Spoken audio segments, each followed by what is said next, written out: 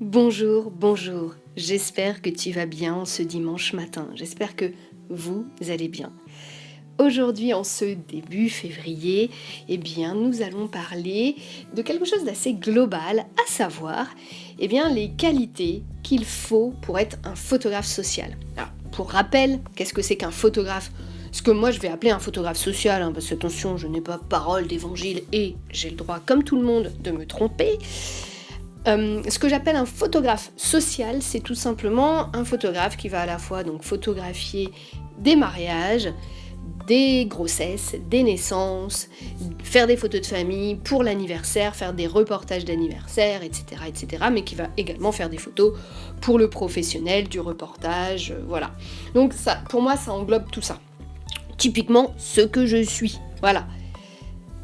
Et très souvent, je vois que les gens sont pas toujours à la bonne place parce qu'en fait, on n'a pas forcément conscience, malheureusement, de nos forces et nos faiblesses. Et c'est pourtant dommage parce qu'il y a des gens qui vont être photographes sociales alors que leur place, elle n'est pas du tout là.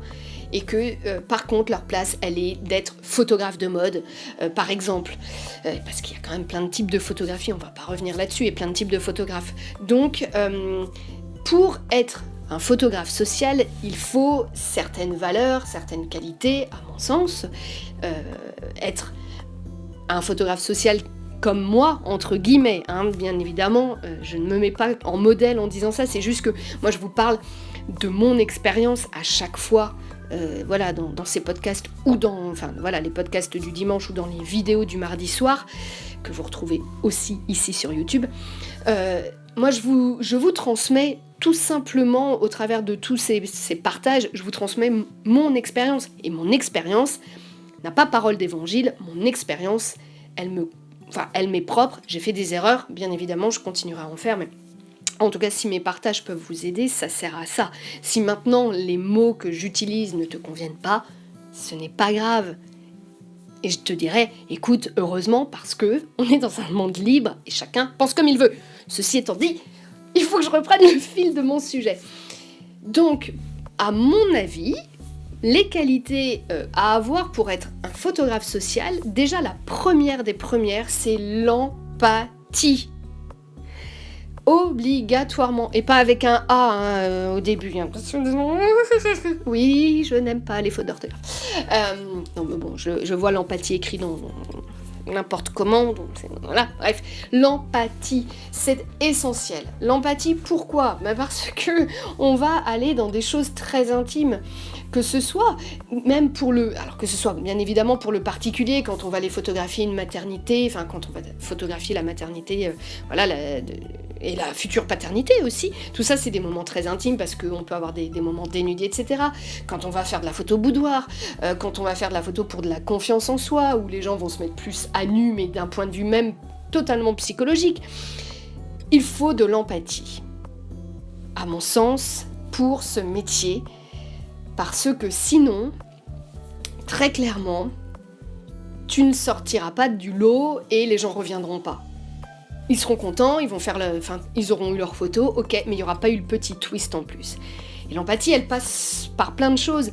Lors de la séance photo, on a évoqué quelque chose qui s'est passé dans la vie des gens, ils viennent de perdre quelqu'un, ou un être proche est malade, et ben ça coûte quoi, quelques temps plus tard, de demander des nouvelles? Ouais, c'est des petits détails, mais mon Dieu que ça fait la différence. Comment on le fait concrètement ? On n'est pas des surhommes, on peut pas penser à tout.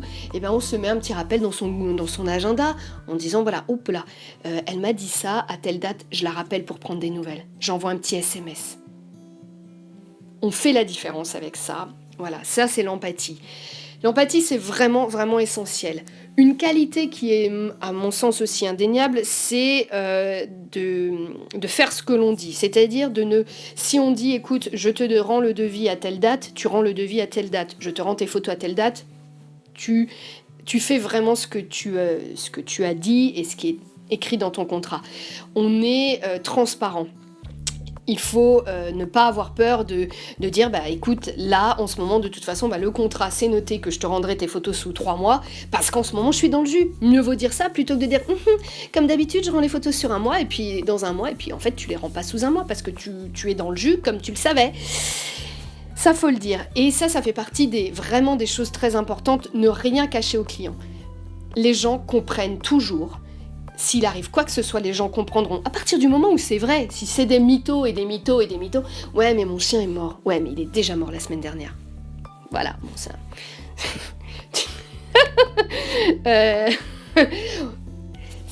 Désolée, je suis partie dans un de mes films, voilà, donc si tu retrouves en commentaire.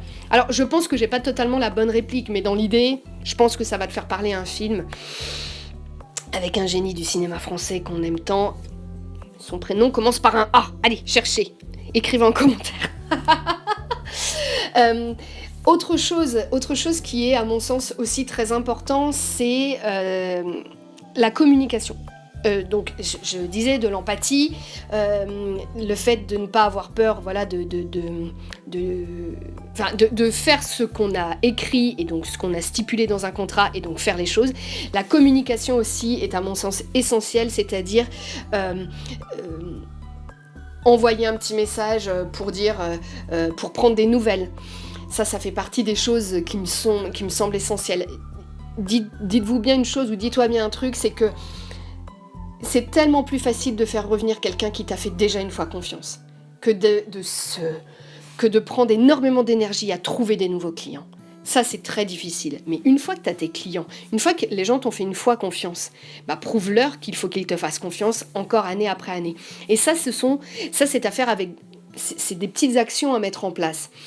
Et donc, dans les qualités, il faut, à mon sens, voilà, être quelqu'un de totalement transparent, ne pas avoir peur de dire des choses, être empathique, être quelqu'un de droit, de juste, d'honnête, d'extrêmement bienveillant et respectueux.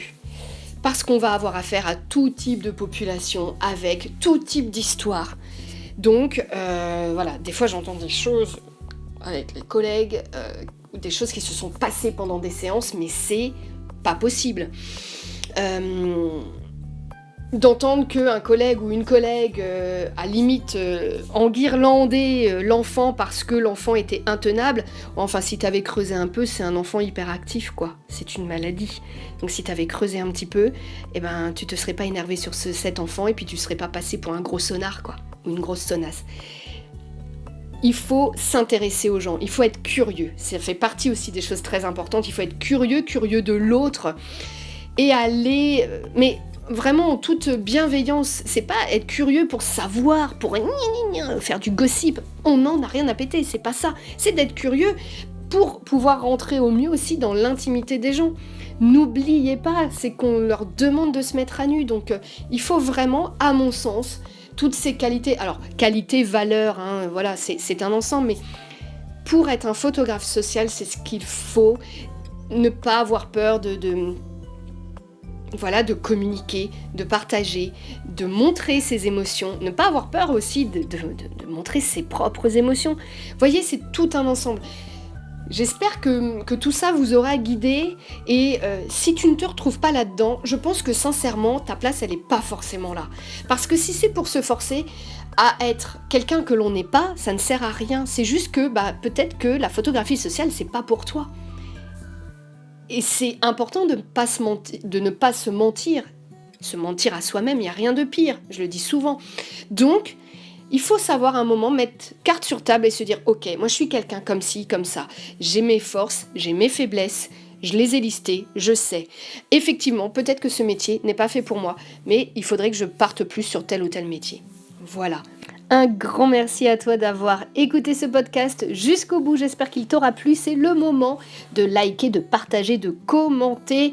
Vraiment, c'est pas des mots en l'air, c'est hyper important, donc allez-y, faites-le. Ça fait...